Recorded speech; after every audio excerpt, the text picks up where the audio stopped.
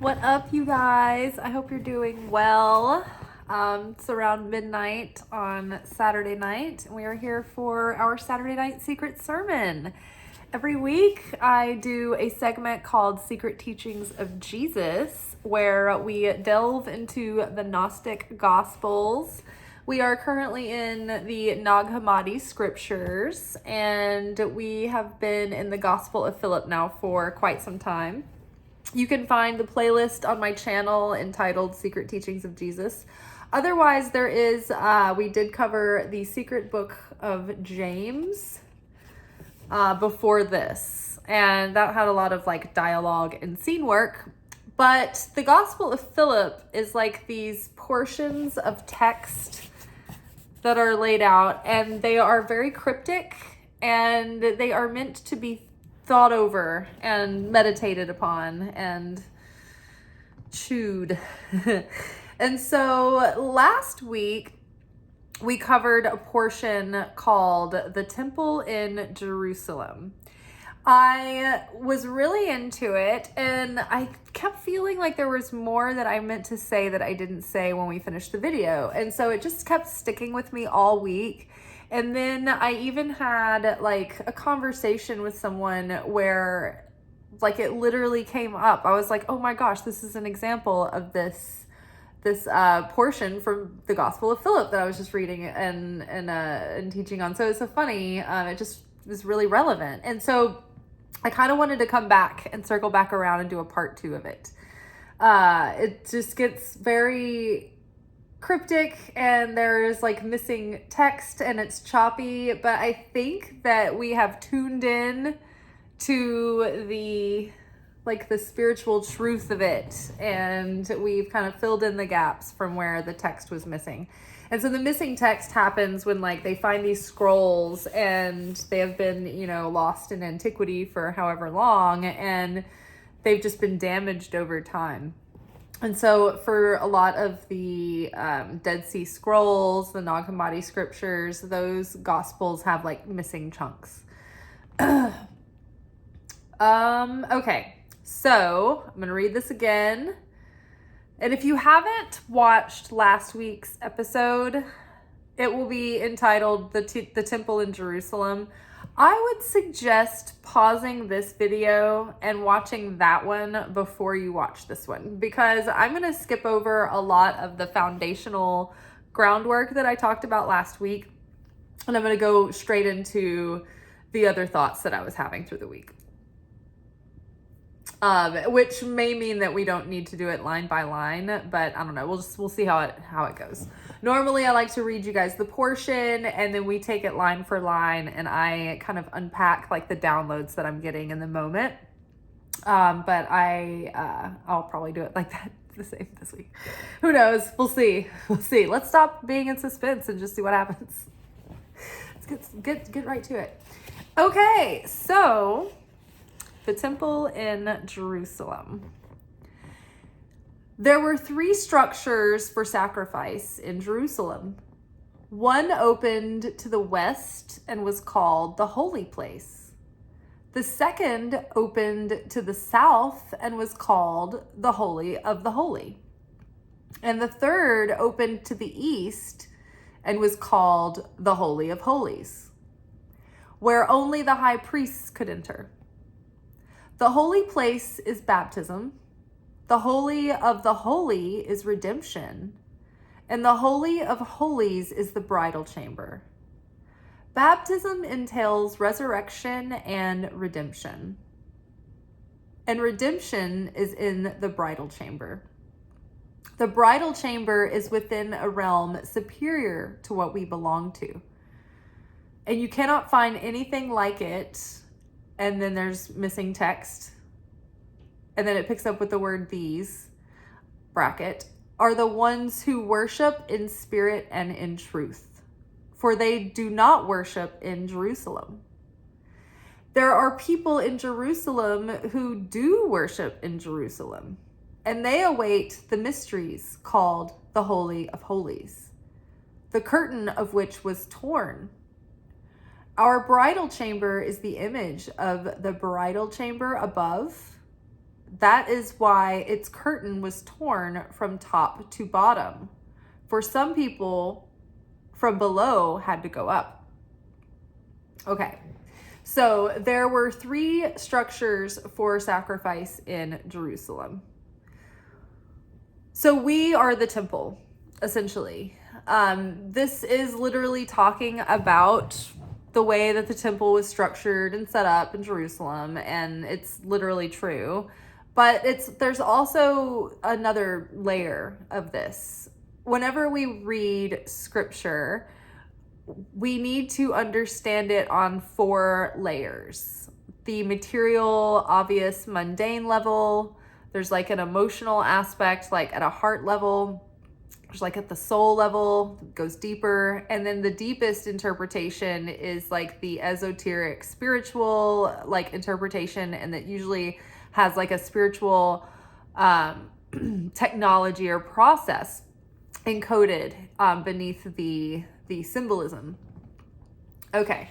So we're talking about the actual temple in Jerusalem and how it was laid out, but there was a reason why it was laid out that way. It was representative of we, the temple. So there were 3 structures for sacrifice in Jerusalem. One opened to the west and was called the holy place. Now, last week we talked about the fact that when you think about the west, what is the first thing that you associate west with? For me, it's the setting of the sun. When I think of the setting of the sun, I think of the end of the day. Or when I think of the end of the day metaphorically in life, it makes me feel like the expiration date of life, like death, like there's going to be a final end of day at some point, you know? So the west, the temple in the west, the holy place, that is like the representation of our mind, the brain, the physical part of us that has an expiration date, that is going to die at some point. So that's the material, the outer world, the outer portion of the temple. The second opened to the south and was called the Holy of the Holy. The third opened to the east. So the south would be, if you're thinking of east and west, the south would be in the center. And if you're thinking of like when you usually look at something comparatively, like north and south, like north is associated with up, south is associated with down, right? So it's like the west, the east, and the central column, right? The south. The south is Malchut, that's earth, that's the earthly realm, the material realm. So the one opened to the west and was called the holy place. A second opened to the south and was called the Holy of the Holy. Now, what I think that they're talking about when they're talking about the Holy of the Holy, I think that is one step deeper in, and it's our mind. I'm sorry, not the mind, the soul. The soul. So a second opened to the south and was called the Holy of the Holy. So that's the soul. And then the third opened to the east and was called the Holy of Holies, where only the high priest could enter. Now, I think that the Holy of Holies is the heart. And I think that the heart is like the seat of the soul. It's like the center. It's like this almost like portal or epicenter where all these dimensions converge within us.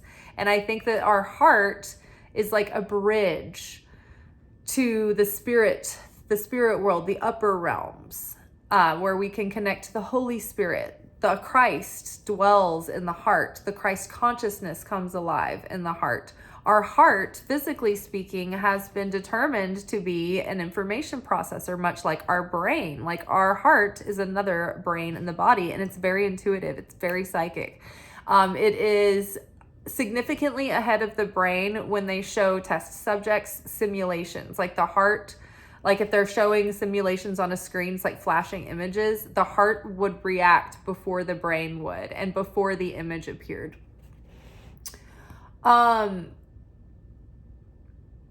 Okay, and so And think about too, like Jesus, it's not that he never talked about the soul, about saving our souls and all that, but he was always more focused on the heart. Jesus was after the heart. He wanted to dwell in people's hearts. He wanted to change and heal and purify people's heart. It's like the heart is where the mind and the soul converge.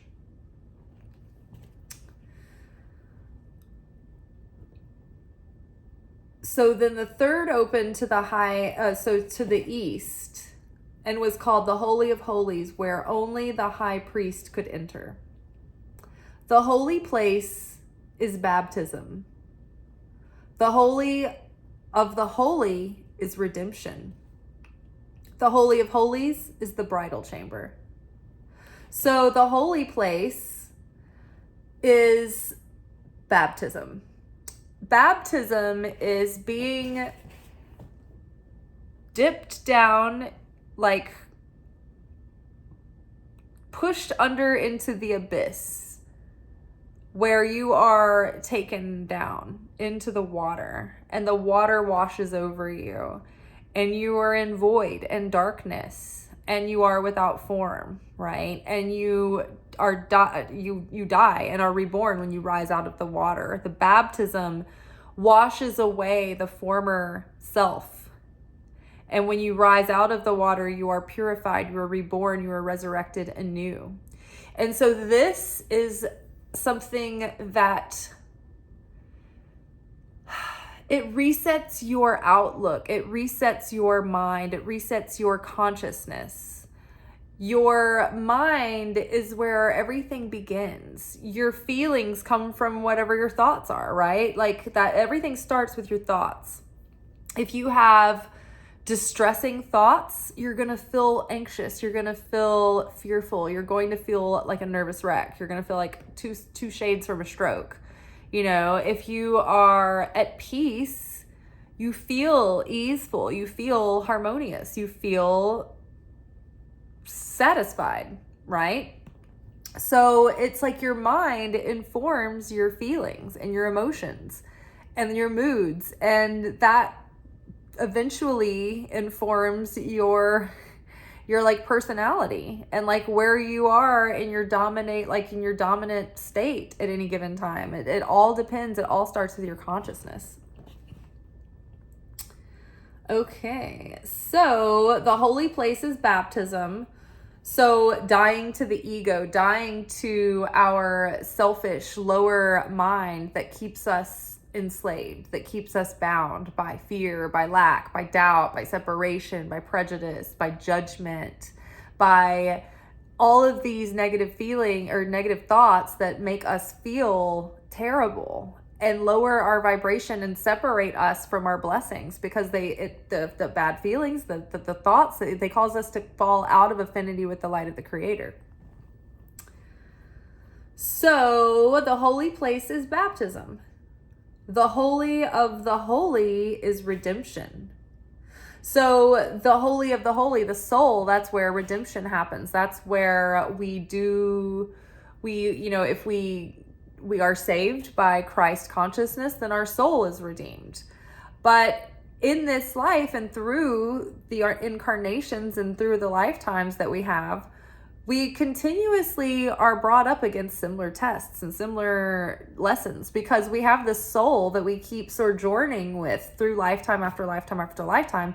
And what we're doing is we're elevating our soul through every life, and we are transmuting and transforming the darkness that we have, that we were given and passed on and inherited from the very first human beings, Adam and Eve, archetypally speaking. So they were the first, like Adam was the birth of the souls of all mankind. We all come from Adam. So everything that happened in the garden, it's like we still have some attachment to that. We're still working it off. We're still working all that off. It's like everybody is given like a little bit of density, and they divide it up into all the souls that ever lived. And it's like, okay, here's your density. This is your rent. If you're going to go to the world, the earth realm, then you have to take this with you, and this is your assignment. This is your ticket in, but you have to do something with this while you're there. So it's like, here's your soul. It's got stuff in it, like some stains and, some like things that need to be scrubbed away, and like, patches that need to be, fixed and sewn up. And it's going to be your work and your responsibility and your assignment through your lifetimes. And so when we're here, we need to proactively make an effort to become more like God, more like the image of God, more like the Creator, more like Jesus, right? More compassionate. Jesus was a physical representation of what it would be like if God were a human being. So both divine and human. That's who Jesus was. And so we look to him as an example of patience and peace and unity and togetherness and compassion and sharing and, helping out and paying it forward, and the message of redemption and forgiveness. And like, Jesus was very preoccupied with people not being feeling like they were like, he wanted people to have hope. He wanted them to have good news, like they were saved and redeemed. He never said like, hey, I'm going to save you from the oppression of the government. He was like, there's nothing, like, that's going to be there. But what I can do is set you free in your mind from the torment that you carry with you on a day-to-day basis. I can set you free in your spirit. You don't have to carry around shame anymore. Like, you don't have to carry around this, this eye for an eye kind of like heavy burden. You can let it go, and you can be redeemed, and you can be forgiven and offer forgiveness, and, be at peace and be at one and be in love. And so, let's see, where are we? The holy place is baptism. The holy of the holy is redemption. So redemption for the soul. And that's something that we participate in. We have to take on that discipline. Christianity, if you were studying with Jesus, with the Master, with the Christ, you took that yoke on. It wasn't like it was effortless. It wasn't like a one and done deal. It was like something that you walked the walk, and you made an effort to become a different person than you were. And a more loving person, and a more at peace person than you were, and a less angry, a less sad person, a less, like, you have to give up the guilt and the shame you carry around. You have to, relax and accept yourself,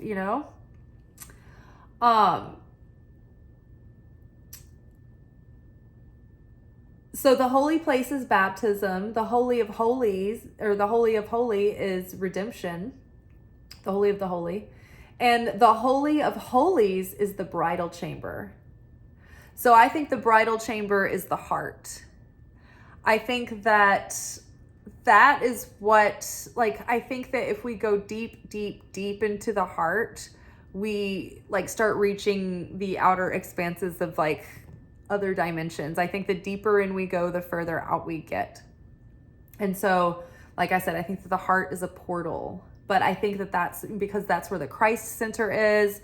That is where, okay, so look on this chart. This is the tree of life. We talk about this a lot on this channel. This is the map of the cosmos. This is the map, the blueprint of reality.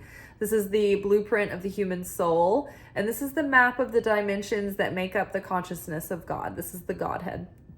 So when you are up here, this is God, and it's in God's most abstract, formless form. Pure light. And as this light goes down through these dimensions that are kind of like filters and passageways and channels here, it becomes more crystallized and defined and more like filled out. But the higher your consciousness is, the less image you need. It can be this essence that doesn't have any real form. But when you come closer to earthly consciousness, things start taking on more shape. So here we have Tiferet. This is the Christ center. This is Mashiach. This is Messiah. So that's the same. That's the heart chakra here. Now you'll see that all of these paths here are like initiations. They're experiences that we go through when we are in between the, like when we're wrestling and like working with the major archetypes of our mind and our psychology and our consciousness. So these are like the archetypal experiences and challenges and growth points that we all go through, these checkpoints in the collective consciousness. And so you see how they're all intersecting here.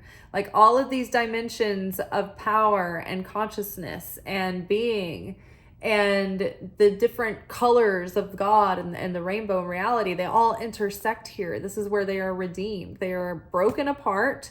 They are redeemed and brought back together. And so it integrates and fuses, and you know, the temperance card where the cups are getting mixed together, that's like kind of like what's happening here. So this is that epicenter where it all comes back together and everything passes through there. Also, it's interesting too, because like Jesus is the gate to heaven. Well, so this is the human realm down here. This is Malchut. This is the next level. This is the non-physical realm that we're closest to. This is Yesod. This represents the astral realm. This is like where dreams are, where souls can travel, aliens, ghosts, anything like that in that nature, at different entities. Lots of stuff's going on right here. All of the influence of the planetary causal energies and all of that, that's there. But this is also the level of consciousness that like the Buddha, Siddhartha, reached. And then up above here, to go any higher, this is the Christ consciousness. Now, this is the highest level of consciousness that humans can be in before they lose their humanness, period, and are reabsorbed into like God. Like, was it Enoch that was never seen again? It's like Enoch got so high in his consciousness that he completely disappeared and was reabsorbed back into the all, into the abstract.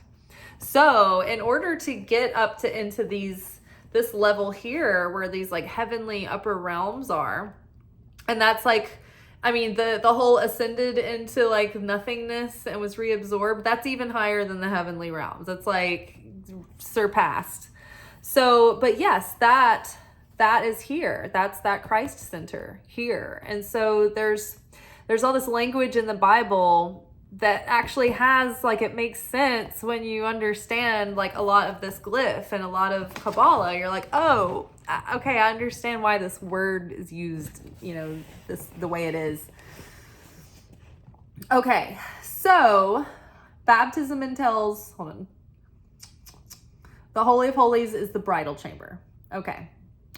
So baptism entails resurrection and redemption.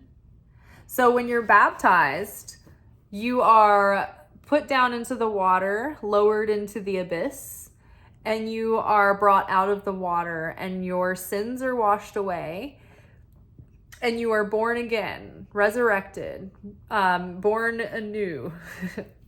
And so this is like, it washes your mind, it washes your heart, it purifies everything. And so it entails resurrection and redemption. You rise out of the abyss of the water, it represents death and birth, and you are redeemed. Your mind is cleansed, your heart is cleansed. And so your sins are washed away in that act of baptism. And so you don't have to carry around all of your past anymore. It's like you can go forward brand new, clean slate. Baptism entails resurrection and redemption is in the bridal chamber. Now, in a couple of weeks ago, we had a couple of portions back to back that were talking about the wedding chamber and and the union in the bridal chamber. And it talks about how there is rest in the bridal chamber, or bliss. And so in order to have rest and bliss in your heart, you have to have peace of mind, right? Because what we were just talking about before, our consciousness, our thoughts feed what goes down into our heart. Our thoughts are like the thing that's like on our mind and what we're thinking about and ruminating about. And then based on our thoughts, we're going to start feeling a certain way about what we're thinking. And then we're going to, start generating emotions and chemicals. And then we're going to get in a mood depending on how long that feeling lasts and how attached we get to that feeling. And then the thoughts that start, latching on to those feelings. And then you're like creating stories, right? So when your mind, you have to get to your mind first. You can try to change your feelings and you can try to change what your heart feels like. But it's hard to do that if your mind is still feeding it the same terrible messages. It's like, oh my gosh, change the channel. So when your mind is at peace, then your heart can find peace as well. So baptism entails resurrection and redemption is in the bridal chamber. So redeeming that soul, that mind, that washing away all the sin and regret and shame. It's like, oh, finally you can be in the bridal chamber, you can find peace. And when you're in the bridal chamber, that is when you prepare for the union with the bridegroom. And so that's like receiving the light of God, receiving wisdom from God, receiving a feeling of being renewed, right? A renewal of spirit, a renewal of certainty and faith and hope and trust. That is what we're hoping for in the bridal chamber, to be so like the Creator that we can cleave to the Creator and stay connected, because that's when we're in that blessing zone, right? When we're in that affinity with the Creator, we're in vibration with the Creator, and our vessel is open and we can contain the light within us and channel it through. Okay. Redemption is in the bridal chamber. The bridal chamber is within a realm superior to what we belong to. So the bridal chamber is in this realm that is connected to the upper realms. This is a realm that is superior than what we belong to, because it's higher than what the human mind wrestles with. The bridal chamber, the heart, the Tiferet center, the Christ center, this is separate from the ego. This is not affected, like it doesn't have the ego there in the heart, right? Not by itself, not on its own. Now, our ego can do some damage to the heart, right? And sometimes we have to work on the heart a little bit to get it moving ready. Maybe it's taken some dings. Maybe it's got some spray paint, some graffiti on it from people who hadn't taken care of it as well as they might have needed to. Maybe we didn't make sure that our heart was guarded, right? We left it open for vandals to come in and loot and vandalize. So the heart, it does have to be prepared and purified before we can fully trust the heart, right? But once we do that work, then we can rely on it more. But the heart itself is superior to the realm that we are in.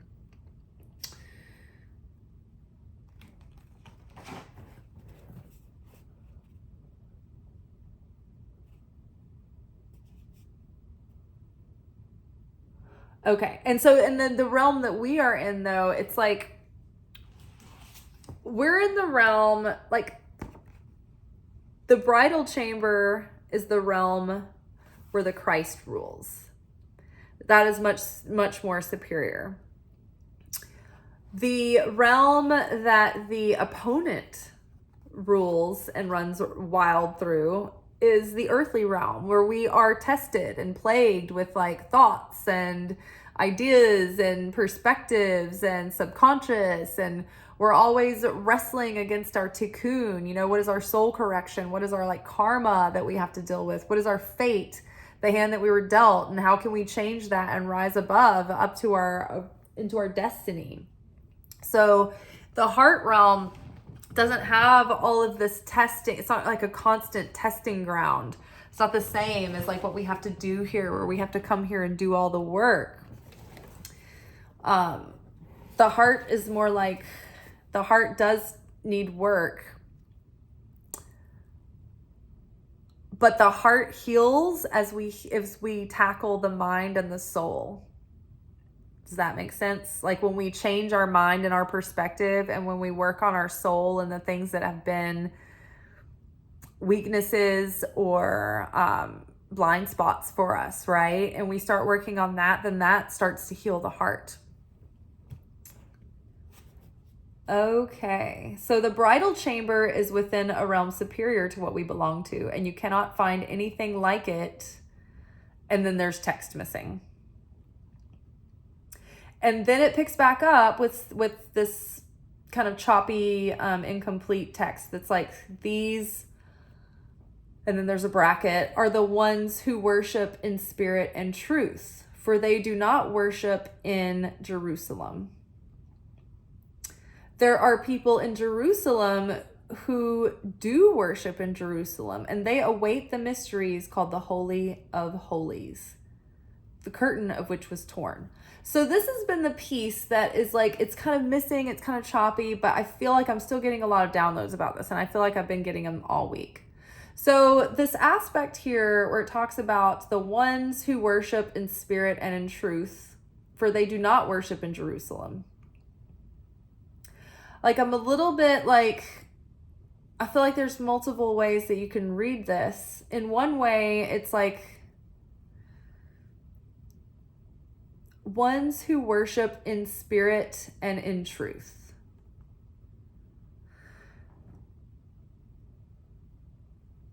Okay, first let me explain it the way that I'm thinking, and then maybe I'll go back and like explain it in another way. Let me explain it one of the ways I'm thinking. So it seems like, rhythmically speaking, in Philip, when he starts to say, some people do this, and then some people do that, some people don't do that, and then others do that. So I think he's following that same kind of train of thought. So I feel like he's kind of pointing out that there are some people that don't worship in Jerusalem, and there are some people that do. And so the way that I thought about this, what is Jerusalem? What is this? It's the place, it's the epicenter, the capital of the holy place. It's the heartbeat of the Jewish people. It's where the temple is, where they would go, like the big giant temple, where they would go make their big sacrifices, and they would go have their big holy holidays and everything. And so it was like the big epicenter. It was sort of like if you would go to like the Vatican as a Catholic. But symbolically, when the scriptures talk about Israel or an Israelite, it's not just talking about Jewish people. It's talking about the whole collection of people whose hearts are seeking God and to be like God and to create a vessel that is more like the light. It is talking about the people who are striving to be more like Hashem. That unites the Israelites. That the Israelite is a person who is preparing their soul to receive the Creator by becoming more like the Creator through sacrificing their own darkness. Now, to go to Jerusalem is to go out of one's way. Not everybody lives in Jerusalem. Some people had to go take on like weeks worth of travel to try to go to Jerusalem to be a part of the feasting and the fasting and the sacrifice. And it was a sacrifice in and of itself just to make the effort to be there. So, thinking about a person who does not worship or sacrifice in Jerusalem versus one who does. There is like the person who doesn't go to the temple to Jerusalem. It makes me think of the person, Okay, so let's start with the person who does go to the Temple of Jerusalem. The person who worships in Jerusalem makes a sacrifice by choice.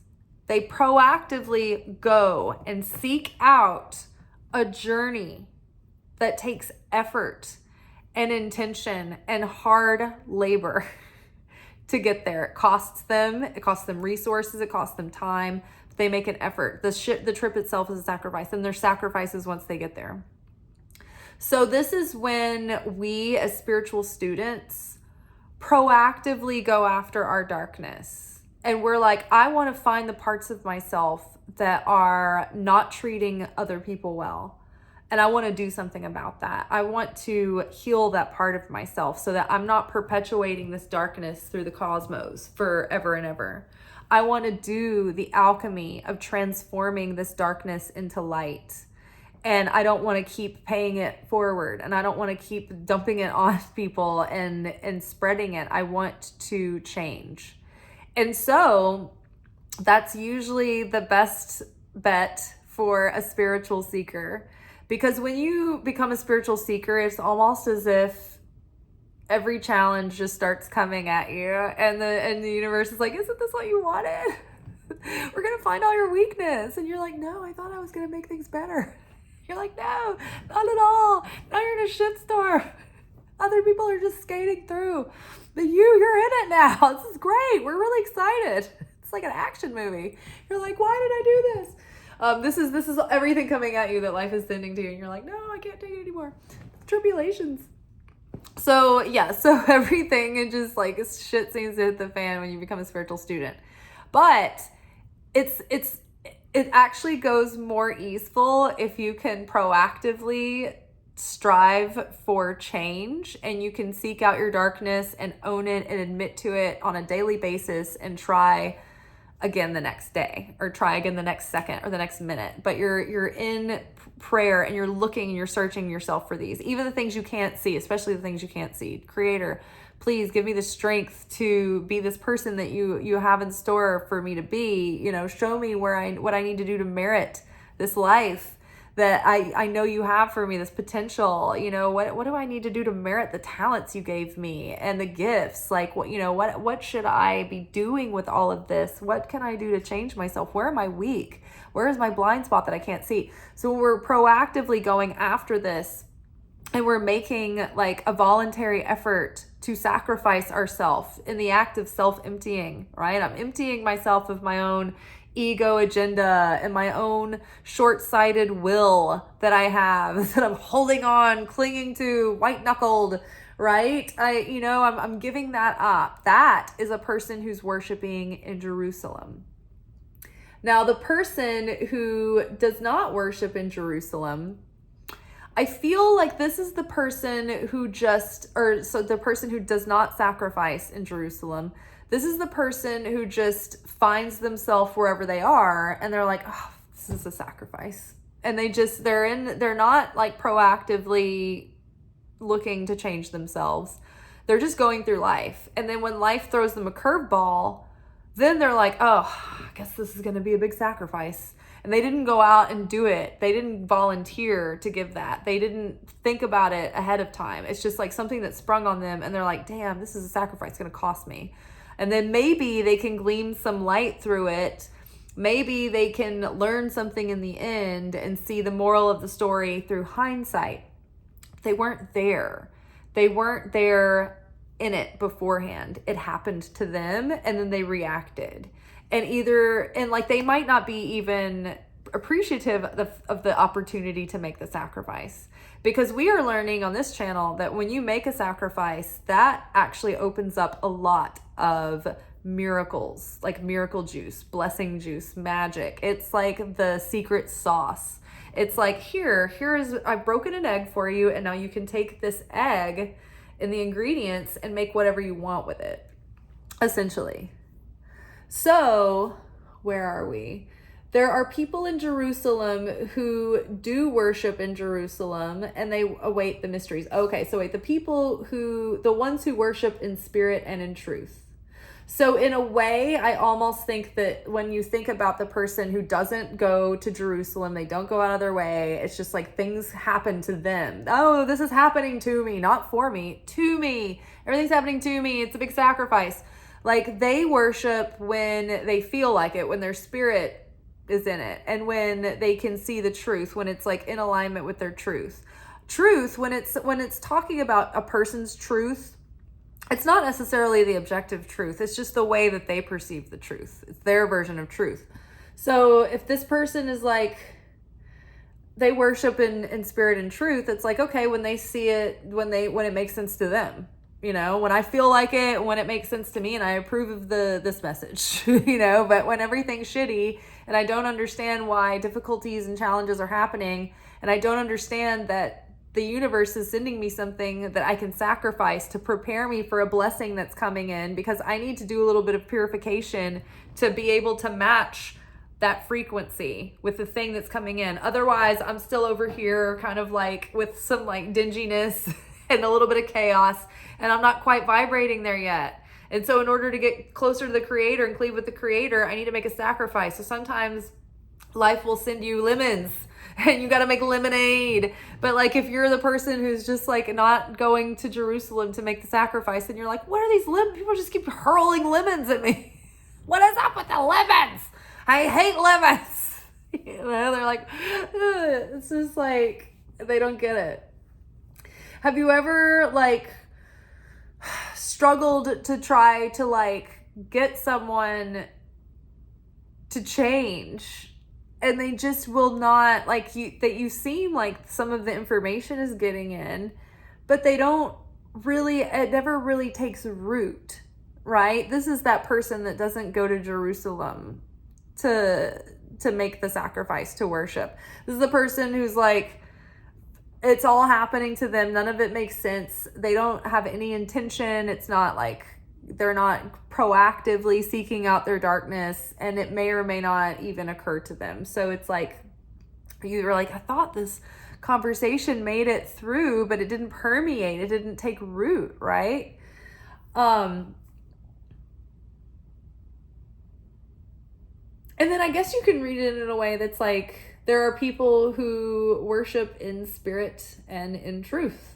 So it's like, well, when things are good, like I recognize spirit, obviously, like I worship spirit, and things are good, and I'm worshiping, like I love this truth, everything's truth, everything seems fair, and all in good everything's on the up and ups. Like, you know, I guess that's pretty easy though, right? To see when things are obviously like working out and good. There are people in Jerusalem who do worship in Jerusalem, and they await the mysteries called the Holy of Holies. Now, awaiting the mysteries, this is the kind of language that makes me think of like a grand house with like a staff of servants, and the servants await the master. Like, you're not only just like awaiting for them to like need you for something, like you're tending to them, you're waiting on them, but like you're awaiting, like you're standing there like ready to go, like you've got game face on. So those people, what does it say there? And they await the mysteries called the Holy of Holies. Now, these people that are awaiting the mysteries and they are in Jerusalem, these are the people we're talking about, where they seek out. I am seeking out the parts of my soul, the Holy of Holies, that need to be polished, that need to become more like the Creator. I'm looking for that there. I'm awaiting the mysteries within. When we elevate these dimensions within ourselves, we also open up portals of consciousness and understanding. And as we rise above the way that the powers and the rulers control us, we then have dominion over them. And so we unlock abilities and powers through the mysteries, right? Like when Jesus said, I will give you the authority to do greater things than these. It's like when you go in and you're awaiting the mysteries, you're working on your soul. You're emptying yourself of the small self, and you are aligning with that higher self. And the more purified you become, the more you can be trusted with abilities, then the more you will increase your spiritual capabilities of doing things, of maybe like healing or, you know, having like prophecy and whatnot. So walking on water, you know, turning water into wine, you know, letting the blind see, freeing the enslaved. But definitely like the things that you will say will have more, they will take life, they will take root, right? But like, you know, some people can say things and it just falls on deaf ears and it's not effective, right? Because they're not anointed with that power. So there are people in Jerusalem who do worship in Jerusalem, and they await the mysteries called the Holy of Holies. And so the mysteries are also in the upper realms. It's like dimensions of reality. And remember, it's so funny because when you go out there into the outer upper realms, it's like the way you go out there is through. The only way there is through. The only way out is through. It's like you've got to go in through the heart. So it's like you go in deep through the heart and deep into the soul. And it's like there's like layers and layers and layers that go in and in and in and into like this outer space. So crazy. So let's see. There are people in Jerusalem who do worship in Jerusalem. They await the mysteries called the Holy of Holies, the curtain of which was torn. So the innermost realm, there's a bunch of names that it's called, but it's like the most hidden, the most concealed, the concealed of the concealed. There's like layers and layers. There's like the concealed and then the concealed of the concealed. And it's like layers and layers and layers that go deeper and deeper and deeper inside the heart that we have less and less conscious connection to. And so the curtain, there's a veil drawn over what we have awareness and connection to and what we can understand and what can we perceive. And then what we are completely like, there's a veil drawn. We're not connected to it. We're not, it's not alive. Not alive for us. Like we don't have connection or interaction with it. Now for some, there are different veils and there are different curtains that part, but and they go, you know, layered and layered and layered deeper and deeper in. But some of those outer layers, for some of us, the veil is very thin, and that's why we have an easy time channeling or connecting to the spirit realm, or why some people it's easy to be a medium or things like that. It's like the veil, the outer veils for some are thinner than they are for others. For some people, they're very thick and they have no connection. They're muggles, right? So let's see. These are the people in Jerusalem who do worship in Jerusalem, and they await the mysteries called the Holy of Holies, the curtain of which was torn. And so the people that go deep into those mysteries, the curtain does get torn a little bit, and there is some light leaking through, and it kind of opens up this parallel passageway to get through. This vertical passageway. And so our bridal chamber is the image of the bridal chamber above. So our heart, our soul, our spirit, all of this bridal chamber is made in the image of the upper realms, the chamber of God. They were in the image of God, right? So we're like a microcosm of the whole of the universe in a way. The whole of reality. So our heart is made in the image of the bridal chamber above. That is why its curtain was torn from top to bottom. From top to bottom. This is where when we get consciousness from divine inspiration, divine guidance, like when God speaks to us and through us, that light comes down like this and goes down the tree until it comes to us and solidifies into our earthly awareness.